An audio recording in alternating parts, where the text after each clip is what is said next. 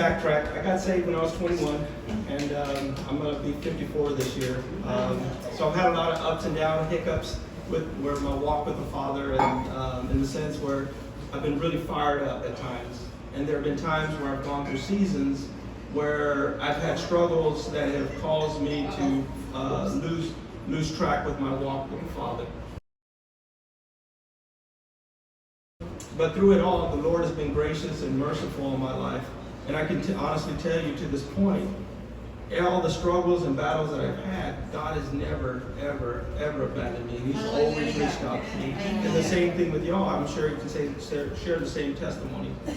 So when I was 47, and this is something Kai had asked me to share, if I could share an experience I had with the Lord. When I was 47, I had gone into the hospital. I started to see a cardiologist for some high blood pressure and some issues I was having in that area of my physical. Came to a point when, after seeing my cardiologist for a bit, I told him about some pressure I was having in my chest. And this pressure that I was having, I wouldn't say it was to a point where it was causing me to feel a lot of discomfort, but it was just a light pressure, like a pencil.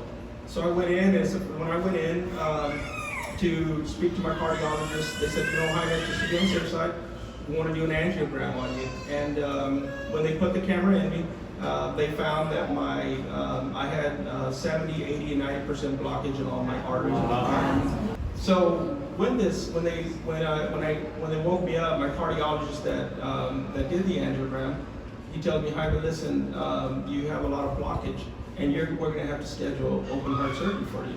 And I said, okay, that's cool, I'll come back later. And next week I have to take over the job site. And he's like, no, you're not going anywhere. I mean, you're staying here, you're staying put. But he did tell me this. He goes, listen, I'm going to leave, but I can't perform the surgery. There's a specialist that's going to do the surgery, and he's going to come. And I said, okay. So he leaves, and within an hour, the surgeon that was going to do the open heart surgery comes into the room.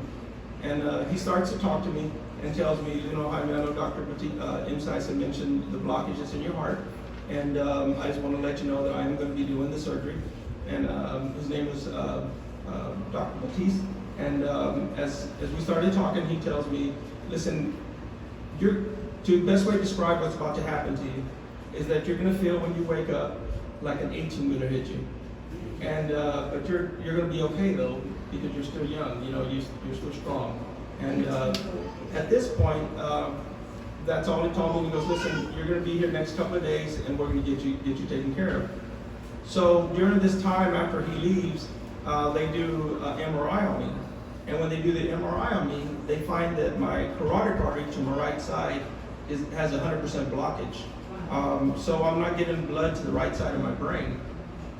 They don't understand why I haven't had a stroke, because I have all this blockage in my chest, as well as the blockage not allowing blood to go to my right side of my head. So when they came back in and talked to me again, and Dr. Ortiz told me this. He says, listen, we're going to address this first, and after we do this, we're going to let your body heal a bit, and then we'll tackle this one. But you're going to be okay. Trust me, it's okay. He leaves, and at that point, that evening, the word gets out to the whole family, and it's like a family reunion. Everybody's coming in to say their goodbyes, and we're not going to see you no more. So it was funny though, because there was a lot of laughter, a lot of joking, and a lot of family just showing up to support. Right? Everybody toward the very end, about 10 o'clock at night, they're ushering everybody out, and my son was the last person in the room with me. And he opens his Bible, and in 1 Peter 1:7, he opens it and just gives it to me in 1 Peter. And it's open, and he gives it to me, and he tells me, hey Dad, there's probably something in there that you need to read. And he leaves. When I get his Bible and I read it, 1 Peter 1:7, his translation said this: these troubles have come to you to prove that your faith is real. That was the last verse I read prior to my surgery.